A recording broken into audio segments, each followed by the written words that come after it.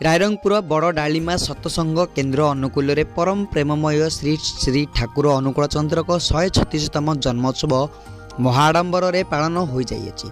मयूरभंज जिलार विभिन्न प्रांतरू प्राय 500 ऊर्ध्व भक्त जोग देते।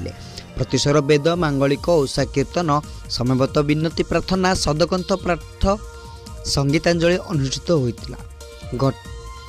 9 घंटा 20 मिनिट समय श्री श्री ठाकुर सुसज्जित रथ विग्रह सह संकीर्तन दल रत्नसाई बजार बड़ डालीमा बजार तेलसाई ब्राह्मण साई पाटरा साई दे उत्सव स्थान को प्रत्यावर्तन करथिले। 11टा आदेश समय सत्संग सदालोचना आरंभ होइतिला। एथिरे सत्संगर सहप्रति प्रतीक श्री निगमानंद पट्टनायक अध्यक्षता करथिले। प्रारंभिक वक्तव्य रखिथिले भिकारी चरण साहू। मुख्य वक्ता भाव जाजपुर आगत क्षीरदनाथ शर्मा, सम्मानित अतिथि भाव चित्तरंजन दास जामशेदपुर टाटारू आगत शंकर सिंह उद्बोधन करथिले। सत्यानुसार पाठ करथिले सुदीप्त कुमार साहू।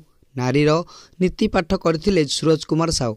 भजन और कीर्तन परिवेशन करथिले सर्वश्री रामेश्वर साहू।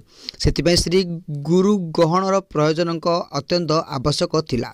सम्मानित अतिथि माने श्री श्री ठाकुर जीवन और बाणी उपरे गुरुत्व आरोप करथिले। सभापति भाषण में श्री निगमानंद पट्टनायक कहती श्री श्री ठाकुर भाषा धर्म एक धर्म केबे हेले बहु हुए ना। विभिन्न संप्रदायर मध्य धर्म को नहीं जे भली विभेद सृष्टि होइछि सेथिपाई भाईचारा माने मन दे जदि चला जाए ताहले विश्व भातृत्व प्रतिष्ठा होई पारिबो। परिवेश रे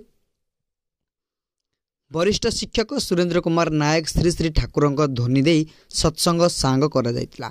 परिशेष में समस्त भक्त आनंद बजार में प्रसाद सेवन करथिले। अन्यमानक मध्यरु ए कार्यक्रम में तनु साहू, मंगल सिंह मुर्मू, अशोक कुमार साहू, गोपीनाथ साहू, शिरीषी थयाल, मालती मुर्मू और संजीव थयाल प्रमुख सहयोग करथिले। रायरंगपुर श्यामल दुपरडांग रिपोर्ट, दिग्दर्शन न्यूज।